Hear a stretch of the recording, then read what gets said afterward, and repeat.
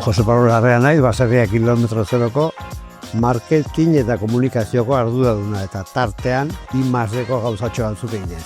Bai, lehartiker etzanean guaindik. Ja urte pila bada, ezagin 2002 o 2003 horako bat izango zen.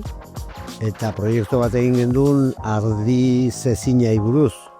Ardiki gorria eta ardiki ondua txoizo bat eta zezina bat, eta orduan lehartikerrek kolaborazio nituzun Zumaiako Instituto Teknologikoakin eta han hasi ginen.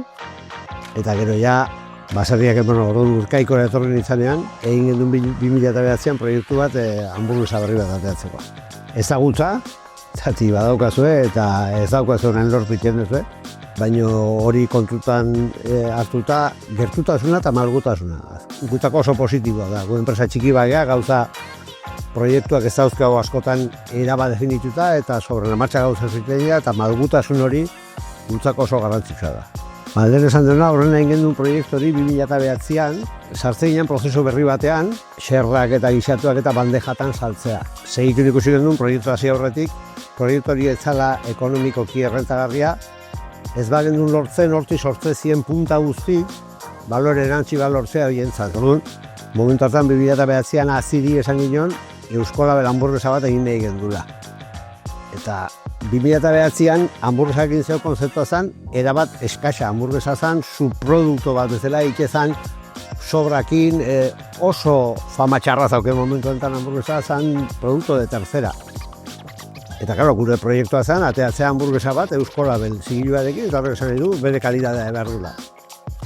Ez ziguten oso ondo begiratu momentu hartan. Eta 6 hilabeteko prozesu bat izan zen, zerotik hasi eta proba pila bat egiten, eginez, pixkat lortu arte produktu hori. Eta nik uste da azkenean, nabarmen atera zen, produktua duina zala eta merezizula gaina ezaugarria eramatea. Eta bitxikeri bezala, prozesu hortan, kata asko egin zen goizeko 8:00. Eta goizeko 8:00 hamburguesa daztatzea, oso ona onbardu hamburguesa, benetan ona iruditzeko, ez? Oso simple ematen duen gauz bat, eta da saltxitxa egosia, Frankfurt tipoko saltxitxaiek. Printzipioz ez duk eman behar gauz bat komplikatu, azatik milaka daude merkatu, baina gu hasi ginen hori nahian txal eta behi okelakin. Eta horrek arazo pila bat eman dizkigu, tekstura egoki bat lortu arte. Eta ez da erresa izan prozesua, baina nik uste azkenean lortu dela eta guaindike Brasburda eta guaindike pixka mejoratzeko aukera uste badaukela. Berrikuntza ez da aukera bat da behar bat.